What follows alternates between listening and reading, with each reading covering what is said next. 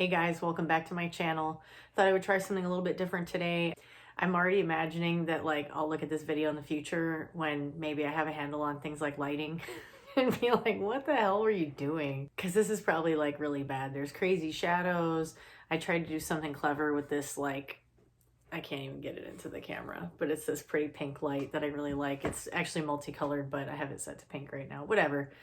And I just made a batch of my favorite fresh juice, which is a blend that is the same blend every time.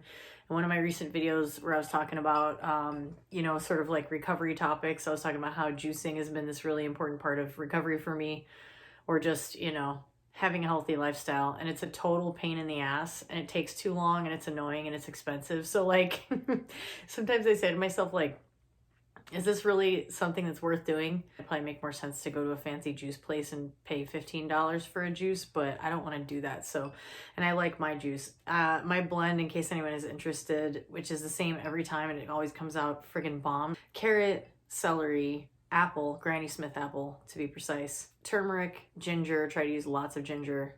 Fresh turmeric is amazing, smells so good, super good for you. Tomato, lemon, and lime. Did I leave anything out? I don't think so. Carrot, celery, yeah. Yeah, I'm strategically sitting next to my image of Marilyn Monroe lifting weights. Side story. I love this image, but one thing that always bugs me about it is I know she could have been lifting heavier dumbbells than that. Every time I think about it, I'm like, look at her. She had lats. She really did. She could have been doing more than that. Anyway. Not that you do that with your lats. That's not what I meant. Don't give me the wrong... Whatever. Stop arguing. Nobody cares, right? Anyway, so I wanted to talk a little bit about the things that scare me about trucking, because I think most industries, but especially anything that's blue collar like that, and that's notoriously difficult, like trucking, there's a lot of resistance to just being this shit is hard, and talking about some of the things that people are specifically scared of. I thought it'd be kind of cool to talk about it before I actually go out and do it, when I'm truly naive about the subject, and to a certain extent, because I've also, as I've mentioned in other videos, I've done very, very physical jobs, and I've done jobs that involve long hours of driving. One job, I should say, but for a long time. So I understand the unique set of compromises, discomforts, stressors, fatiguing factors that come with jobs like that. But I know that I'm in for a whole other level when it comes to trucking. So I just want to talk about a few things specifically that scare me about trucking, because I think it's a good idea for people to talk about things that they're afraid of, and it helps to knock down the idea that it's bad to be afraid, because I think fear is a natural, healthy part of a growth process. And if you let yourself be afraid and admit that you're afraid, then you can start to talk yourself through the stuff that you're afraid of. So the first thing that scares the shit out of me is the obvious: accidents. I think every one of us who goes into trucking has to think about all the what ifs. And I've been a driver for a long time, and it's funny because I like to say that my first affinity for driving a larger vehicle was when I was 16. For some reason, my dad let me drive his 67 Impala. And that's pretty much the car that I really learned to drive in. Although I had no business driving that death machine. It was great though. It was so much fun. That car was awesome. I have a long background as a driver, but for a really long time, I was a fearful driver. And simultaneously, when I was in certain environments, I was a really aggressive driver. When I lived in the suburbs, and you think you're all tough because you can press harder on a gas pedal than the person next to you, I guess, stupid. And I was a really impatient driver and a disrespectful driver. Learning to drive in a city is like playing an intense video game with really high stakes. You have to develop a lot of sensitivity if you care about being a good driver, and obviously a lot of people don't, but you have to have a lot of ability to anticipate what other people are going to do. And especially then when you start driving a commercial vehicle in a city, same thing. And so I drove an extended Sprinter van, nowhere near a semi, obviously, but a larger than a car vehicle, for a total of 3 years or 3.5 years. and driving into like loading docks and having a backing camera. So that's one major difference from driving a semi. And driving through really tight alleys, sometimes that could be really sticky. Sometimes just making a turn in an alley required a lot of finesse. Driving on the highway, driving into different states at times, but especially just driving in chaotic city traffic and having to keep your cool. When you're in a city, there are so many things that you have to be aware of. And it's like, there are buses, there are a lot of people on bicycles, a lot of which are not wearing helmets. So that's an extra like nerve-wracking element. Bicycles that don't obey the same rules as cars, which I think should be illegal, but that's a whole other subject. Cars coming from all different directions, obviously, a lot of emergency vehicles, a lot of trucks. Like, there's a lot of things that you have to be looking out for and anticipating. Vehicles that come to sudden stops, lots of delivery vehicles, so many of them. And obviously in recent years with the blow up of things like Amazon, that's another source of congestion and like, traffic stress. So that's something that has really helped me hone my sensitivity as a driver, but also my sense of patience and calm under stress. When you're driving a truck, even just in CDL school, I already experienced the way that people like race around you, and like people freak out if you're in a truck. They're like, I have to get around them. I have to, So there's a whole other like experience when you're in a truck that you have to be ready for, I think, which is impatient cars, or four-wheelers, as I know truckers call people in cars, or any non-truck, non-18-wheeler or whatever. Cars that will try to maneuver to get around you in ways that if you don't anticipate it, could cause an accident. And that's really scary. And like just earlier today on the news, there was a story about, and it was a FedEx truck, man. And I always think, oh, FedEx drivers have to be like pretty experienced drivers, right? To be working for a FedEx carrier or whatever. I don't know. You probably only have to have at least like a year with a clean driving record to get hired by a lot of them, I think, or maybe 2 years. I guess it depends. But it was like, the tractor was on the bridge and the trailer was hanging over the bridge, and the back end of the trailer was like next to train tracks. And I was like, I don't want to be seeing this shit right now because it's terrifying.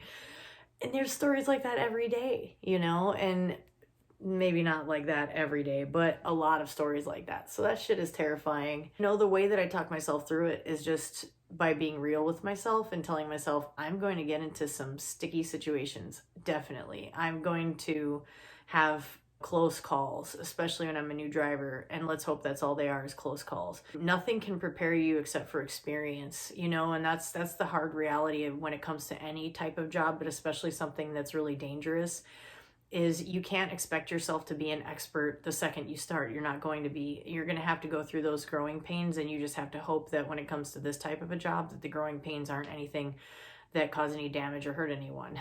I pride myself in being very calm, especially under pressure. Like when something drastic happens, I usually get super calm, and I'm very patient with bad drivers. And now I see myself as a good driver, because part of being a good driver means being courteous to others on the road. That to me is super important. I think so much about this and so strongly about it that I really would like to submit an article to Medium at some point, and I'm probably going to eventually. But I would like to write a piece explaining what I have come to understand as the link between cultivating compassion in oneself and driving. There's so many people who do drive regularly and who also in their lives work on some type of compassion practice, whether it's like meditation or yoga or a religious practice or whatever it is.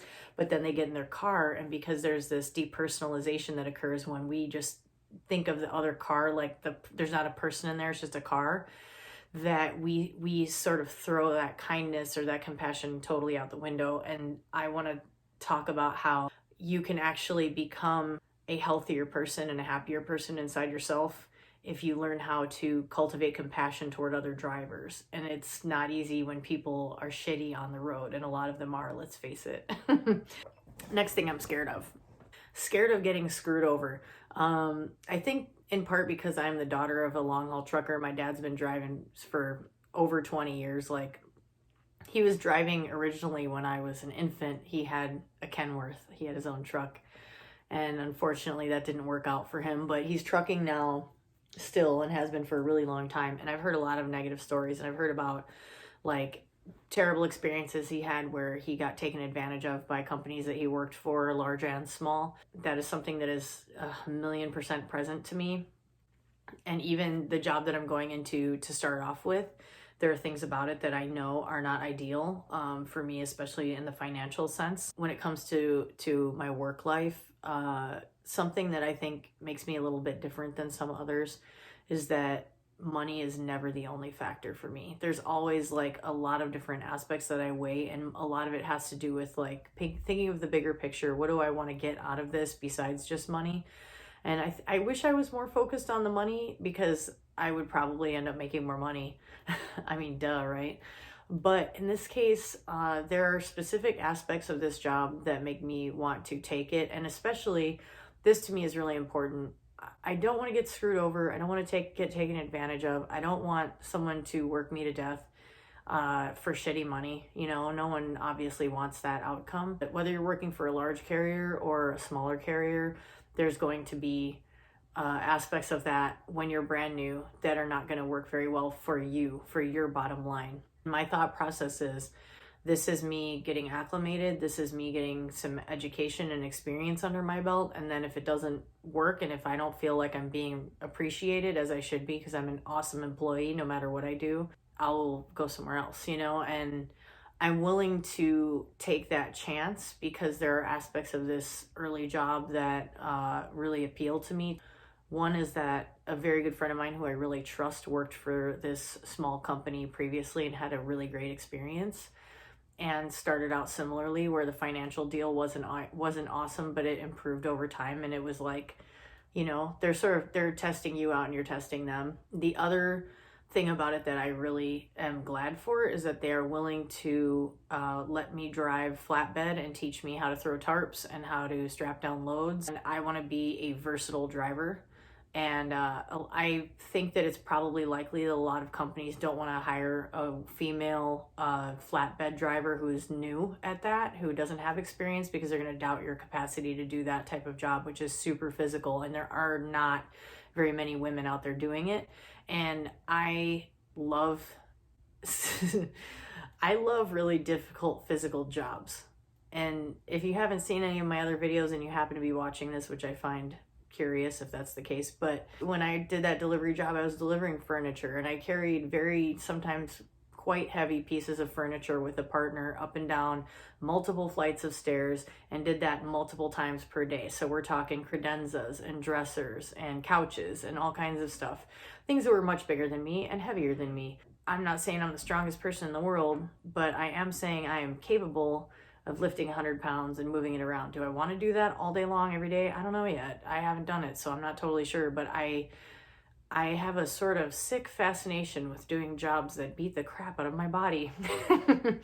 And the thing is, it's like, it's not forever. Again, that's what I keep telling myself. I would like to learn this set of skills and apply them, or be able to if I want to. And if I don't end up wanting to, then I can stop doing that. For me, it is definitely in part this need to prove myself, especially in a world where people doubt women so much. You know, it's funny, when I've worked these, like that other job, I carry myself way differently. It's like, don't tell me what I can't do. But seriously, I love doing things that are not traditionally done by women, and I love showing people that think I can't do something, or like to assume I can't do something because of my gender, which is so strange to me, like such a weird concept. Like, have you ever heard of childbirth? I don't have any kids, by the way, but like, when people doubt the strength of women, I just want to be like, how did you get here? Like, a woman gave birth to you, dumb motherfucker. Like, come on now. But yeah, I went on a whole tangent about wanting to prove my strength, or wanting to do things that are physically difficult, or whatever the hell. But to get back to what I was saying before, I am afraid of being taken advantage of in a job. And it's like, you know what I come back to is like every like working class job, people get taken advantage of, and like the system is inequitable. You know, the system is not set up to make anybody rich, and I certainly don't expect to get rich doing this kind of work. I just want to be able to accomplish the goal that I set out to do, which is to pay off my student loans in a few years. And that's why I plan to go out over the road and live in the truck for a few years, which brings me to my next point. Fear of not being able to handle living in a truck. I know I can adapt to living in the small space. There's a part of me that can't wait to do that because, I've moved so many times. I've lived in some very uncomfortable, cramped, not clean, not good circumstances in different times in my life. So I know that I can adapt and I can make myself at home and comfortable in pretty much any environment. I'm not a person who really needs to be in some kind of like fancy or spacious place to feel comfortable. And I really relish the idea of getting rid of a lot of stuff that I don't need and sort of decluttering my life. I think that's just always a good thing. I'm more thinking about the isolation, and I know that that really has a negative impact on a lot of truckers' lives. And that's part of the reason why I am determined to only do this for a few years. Because I don't think it would be in the best interest of my mental health to try to do it for an extended period of time beyond that. I want to have this be an experience where I gain what I can from it and get out of debt and move on from there into something different. The fantasy that I have now, I don't know if I will end up doing this, but I've been drawing animal portraits. I have a bit of an art background. I do have an art degree. I was doing animal portraits for a while, and I got to a point where I was able to make a little bit of money off of them, and they were decent, but like I think that they could be dramatically better if I were to work on them for a longer period of time. That's something that I fantasize about doing in the future when I'm done with trucking, is maybe get back to doing art and try to make it a full-time thing. And if I were to get to a point where I saved enough money after paying my student loans, then maybe that's something that would be an option for me. Or maybe this YouTube thing will take off. You never know. So I talk about living in the truck. Another thing that scares me is the idea of like I said, the isolation. I guess I did kind of just say that. And I know that we're all social animals. That's just the nature of being human. And some people like being alone more than others. I actually do really like being alone a lot of the time. I really enjoy my own company and I entertain myself. And that's something that I've always done. But I know that the type of alone that you experience when you're a trucker is different. And if you are in that state for too long, it can really have negative impacts on your mental health. And I think about that. I care about what happens to truckers out there. I hear what people say, people I follow. I'm thinking of one person in particular who talks about how down he gets about being, the loneliness of driving. I don't know how that's going to affect me, but it definitely concerns me. I'm a total lover of audiobooks and podcasts, and I haven't historically been a huge fan of talking on the phone, but I think I'm going to become one. So I know that there's ways that I can stay in touch and stay connected, but I think that's totally different than like physically being in the presence of other people. And so I really hope that I make friends in different cities, and hopefully I'll go often enough to the same places and be like, hey, I'm going to be in town, maybe we can grab dinner or something, because I know you might be in a place for a fleeting period of time. And that might be a totally unrealistic idea. There might be truckers out there that see this and be like, yeah, right. But I want to try to remain open-minded to things that I can do, maybe connect with other truckers out on the road, and be like, hey, I'm going to be at this place. I know there's apps and stuff that can allow you to do that, but also being a woman, that makes a whole other different element where you have to be cautious about who you interact with. And that sort of brings me to what might be my last point, the last thing that I'm really afraid of. Other things like, when I talk about adaptability, I mean like, okay, I've been spoiled. I've been showering. That's partly why I wanted to make this video all in my cozy robe and like drinking my juice, and I'm sitting in my room with my cool Marilyn Monroe portrait, because I want to savor every minute I have of these sort of like simple comforts. Because when I'm in a truck, I'm not going to be able to go run a bath of Epsom salts after I get done doing this video. Unless I stay in a hotel sometime and blow money on that. I'm not going to have access to the kind of simple luxuries that I have now. I'm not necessarily going to be able to take a shower every day, and the thought of that is not pleasant to me. But can I adjust? Yes, I can. I can adjust to damn near anything. On the point I want to speak on last is the idea of being a woman and safety. I don't think of myself as fearful about that. I think of myself more as aware. And when I say that, what I mean is I've lived in a major and notoriously dangerous, albeit that's a whole other can of worms, but a dangerous city for years now.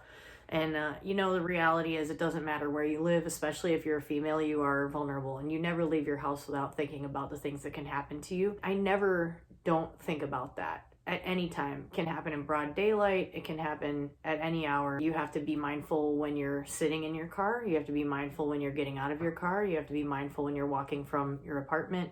You have to be mindful when you're using public transportation. You have to be mindful at all times. You can't ever assume that something isn't going to happen. You can't ever assume that any male that you talk to is safe. You have to always have it in the back of your mind that this person could be a predator. And that sounds paranoid, I know. And it's not like I operate that way where I am thinking that every person I talk to is a predator. I don't mean that. But what I mean is, it's very important not to be naive when you're a woman out in the world, anywhere. It doesn't matter if you're a trucker or not. But when you're a trucker, you're more likely to be in situations where you are the vast minority. And especially if you're someone like me who's trying to become a presence on YouTube and in trucker YouTube, that could add a whole other element of weirdness. I always think about this whenever I see, I'm like, should I mention her? But whenever I see like Shelby's videos, Shelby from Happiness by the Mile, I haven't seen a video from her in a while. I don't know if she's done any, but I love her. She definitely inspired me. I'm like, if someone like her can do this, so can I, you know. She handles herself in a pretty classy way, you know. I think the way she presents herself in her videos, she's sort of like, I'm sure she knows that she's a beautiful woman, but she doesn't let that be a thing that is like so prominent about her. Like, she just is sort of self-conscious about it, which is cool. She puts her love of trucking in the forefront, and like that's kind of what I was starting to say before, and I went on one of my tangents. When I worked that job, everything about the way I carried myself was really different. I have a different way of walking. I noticed that, like, it's like I become really butch. it's sort of a weird type of code switching, I think, where when you're a woman and you're aware that men look at you a certain way or whatever, or like you've spent enough time around men to hear the way they really talk about women or the way they really think about women, you start to carry yourself in a way that you assume will, I don't want to say is off-putting, but like sending the signal of like, don't fuck with me. And I'm definitely one of those people who is very comfortable giving off the don't fuck with me energy. And it's not trying to be like mean. It's not mean. I'm always courteous. I'm always friendly. I still am a warm person. But I think it's sort of like you just find a way of like suppressing your gender almost, or like your femininity. God, that's a hard word to say, femininity. And you put your strength out front. And that's something that I think is natural for me. And I sort of developed that when I was a personal trainer and working in gyms and like very conscious, or actually just being a gym rat and like being into lifting heavy ass weights for my size, and like going into spaces that were male dominant where you could feel that they didn't necessarily want you to be there, and just being like, what? And that sort of taught me how to swing my dick around a little bit. But you have to, man. Like, you know, okay, let me just put it like this. There's a lot of men out there that would hear a woman talk like that and get mad about it, which is stupid. Don't be like that. Don't be one of those guys, man. Seriously, just try to understand where I'm coming from here. Like, I worked with some fucking strong ass dudes. I'm thinking of one guy in particular who I talked about in another video, who's a friend and like just awesome dude. And he is one of the strongest ass dudes I've met. He's so fucking strong. He's a mover. He's a professional mover, and he's like me, where he like loves the physical challenge of it. I earned his respect working with him. I know I did.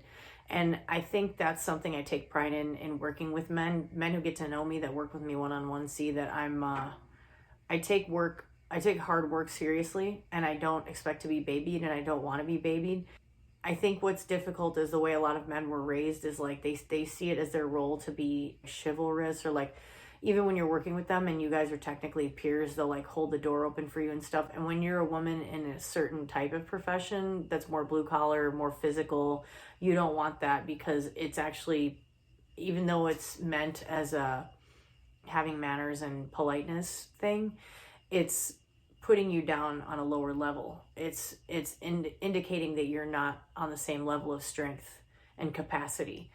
And I know it's not intended that way, but that's the way it feels, and you don't want that. When you're out there like sweating and busting your ass, you don't want someone to hold the door for you, because it's like, I'm not a little lady and I'm not going to do a curtsy, you know? I'm a tough ass bitch, you know? So anyway, have I covered everything? Don't want to get screwed over. Well, number one, don't want to get in any accidents. Don't want anyone to get hurt. Don't want to get financially screwed over or taken advantage of or beaten into the ground. Don't want to have mental health issues from being depressed and isolated, or from being isolated and becoming depressed, I should say. And don't want to get myself into dangerous situations with predatory men, you know? I should have said on that last point, I don't intend to ever exit a truck unarmed. I think that's like a really, to me, a no-brainer. Like, I mean, you have to have some protection with yourself. Like, if you're getting out of your truck late at night at a truck stop by yourself, if you don't have a big dog with you, which is definitely on my list, I'm very much considering. I do want to get a dog for sure, but I think I would like to get a larger dog, just in part for safety. But yeah, you know, you gotta be safe. You gotta think ahead and be prepared. So I'm editing this video, and there was one point that's really important that I can't believe I forgot to include. An additional fear is the lack of movement that is required by long hours of sitting in a driver's seat. Probably more truckers than not out there are pretty unhealthy. You know, some people might laugh when they hear me say that sort of matter-of-factly and be like, yeah, dude, that's an understatement. I know it's true for one or two people I know who do it, but I also know someone who did it for a couple of years, who managed to get healthier while on the road. And one of the things that is an advantage for me is that I have a background as a personal trainer, and I have a background as a professional mover. And I learned so much from both of those things about how to stay fit and like what's beneficial and what isn't. And the funny thing is, when I was working as a professional mover, I learned something that I didn't really put enough credence in back in the day when I was a trainer, which is the value of intermittent exercise, like small bouts of exercise. That's a huge, huge reason why I want to be a flatbed driver. And I might not actually end up doing flatbed. I might be doing a Conestoga flatbed, which is different in that I wouldn't be throwing tarps, but I still will have to tie loads down, and there's still physicality involved, like climbing up on the bed. That kind of stuff to me is really desirable because, you know, I can't emphasize this enough. And like, to anyone who's watching this who is not a highly physical person or doesn't have like a wide physical vocabulary, like someone like me, I have a really different perspective because I've been a runner and a long-term weightlifter. I've been involved in yoga for a number of years. Oh, and a swimmer too. I should have said that I'm a swimmer. Those different things give you what I think of as a physical vocabulary. I can't emphasize enough that anyone can grow their physical vocabulary at any stage in their life, obviously barring, you know, a certain level of disability. But like, even that said, I know someone who, I'm a volunteer at a retirement home. I know someone who had both of his lower legs amputated because of diabetes. And he was determined to be able to walk on his prosthetics, and he did do that. He did do that. So, you know, I always think of him, his name's Jimmy. I always think of Jimmy when I think about the level of determination that you can push through, you can have to get yourself past physical obstacles. And like, a lot of everyday people tell themselves that they can't do things, and it's totally a narrative that they convince themselves of that they don't have to buy into. And the key to me is small bites. I think about it as like small bites, small doses of activity. So like, one of the things that I intend to do as a driver is every time I have a chance to get out of the truck, whether it's for fueling or for picking up, dropping off, whatever it might be, I intend to do some type of physical activity. I intend to bring at least 1 or 2 kettlebells with me because that's a very compact way of doing a quick exercise that gets your heart pumping and works all of your muscle groups. And gets your core fired up, and that's really critical. You know, this is something that I think most of us kind of know on some level, but it helps to hear it sort of stated this way. One of the most destructive forces on your spine is the force created by sitting, and it's actually generates a type of force called shearing force that is sort of like best described as like, if these are 2 of your vertebrae, they go against each other this way. And you can really create degeneration in your discs over time from lack of weight-bearing exercise, which means on your feet. So if it's even going for a walk from one end of a parking lot to another is weight-bearing exercise. Anything where you're on your feet is weight-bearing exercise. So doing that is an important counter to this time that you spend sitting. I already have a lot of concern about what's going to happen to my body in the period of time that I'm driving. And that's like been super prominent on my mind because I've had long experience of hours and hours of driving day after day, and I know how it feels and what it does. And part of what made that doable for me in the past was that I was working for a delivery service. So I was getting out and doing physical labor in between bouts of driving. And that's exactly why I want to drive a flatbed that requires me to do bouts of physical labor in between drives. I will definitely talk more about that in other videos. One of my missions in YouTube, and like hoping that I get a following of other truckers on YouTube or just individuals, anyone in any profession, is that I want to be an advocate for simplifying, demystifying physical activity and like taking it out of the realm of like having to go balls to the wall for like 2 hours a day in order to be fit and healthy. You don't have to do that. You can do small amounts of activity regularly and extend your life for real and improve your quality of life. And if you're someone who's saying to yourself, yeah, but I'm not physical, I'm not strong, I'm not flexible, those are just words that you're saying to yourself that have no bearing on your capability. And I want to impart that idea to you and encourage you to meditate on that. And I don't mean to sound preachy, it's more hopeful. Like, I want for other people to feel the sense of freedom that I feel when I think about the things I can do with my body. And it's taken time and practice. And I'm a person who still deals with chronic pain relating to the past when I was a dumbass and I overdid things like running. And I had to learn the hard way. And so I've kind of been forced to work through that stuff in a new way, but it's taught me stuff that I can help others with. So that's my goal. So that's one of my fears, lack of activity, and how I plan to deal with it. And now back to whatever is going on in the segment that comes next. Anyway, that's kind of what's on my radar. But these are the things that I'm nervous about. These are the things that concern me. And you know what? Fear is just that. It's this jerk that's in your head being like, hey, you might not want to do that because this might happen. And you just got to be like, you know what? I know it might happen, but if it does, I'll get through it. I'll be stronger after I get through it, because nothing I've been afraid of in my life has killed me yet. Motherfucker, I'm still here. If you happen to watch this and you're a trucker, I totally want to hear your reflections on it. Because I'm not very widely followed yet, people aren't commenting that much on my videos, but I'm starting to get a tiny bit of engagement, and it's cool. So I'm looking forward to seeing what other people might have to say. If not on this video, maybe videos in the future. But in any case, thanks for watching. Please like and subscribe. Please check out my videos in the future. And, thanks for watching. Catch you on the next one.